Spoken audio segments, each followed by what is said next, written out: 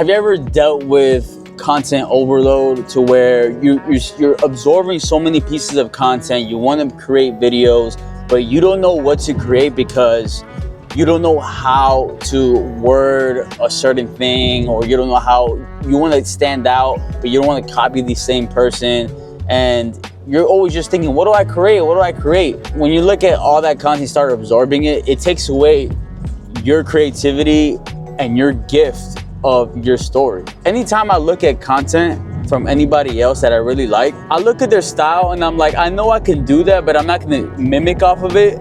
But I pay attention to more the value that they're delivering. For example, anybody in my field, they're in the video field, if they're talking straight about tips, I don't need to do that, because there's already so many people out there giving tips and giving this guru type of advice that I don't want to add more of that to the feed.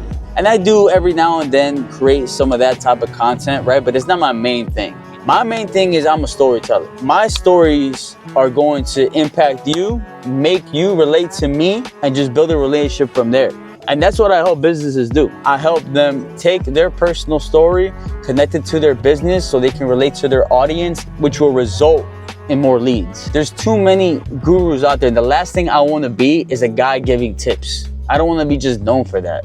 If you're too lost into trying to do that and try to copy somebody, people are going to see right through you. There's millions, billions of videos out there. People just scroll through all day, right? The last thing they want to do is see another person doing the same exact thing that they just saw the other guy do like 10 times. It works for some people if you were the first one, but if you weren't the first one, that's where it gets a little tough. When you stray away from being the person that gives tips and being more intentional about how can you have the person watching your video relate to you as much as possible, it's a mindset shift first. And then you start applying it in the videos, it's gonna become a lot more enjoyable and less stressful. So you're gonna when you start creating it, think like, wow, this is easy for me to talk about. Nobody can compete against your story.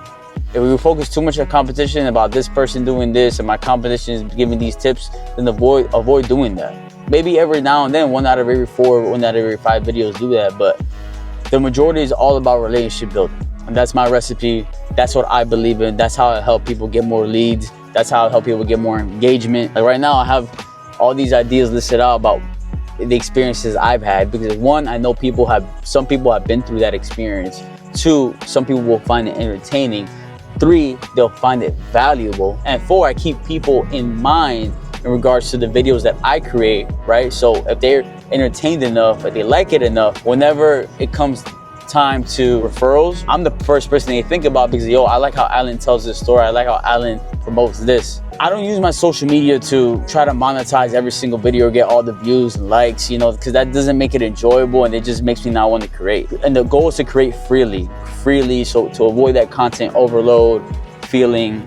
And the best way to do that is just to talk about your experiences in the business, your emotions, and just have people connect with you that way. So I hope this helps. And it's getting kind of dark, so I'm gonna stop recording. Peace.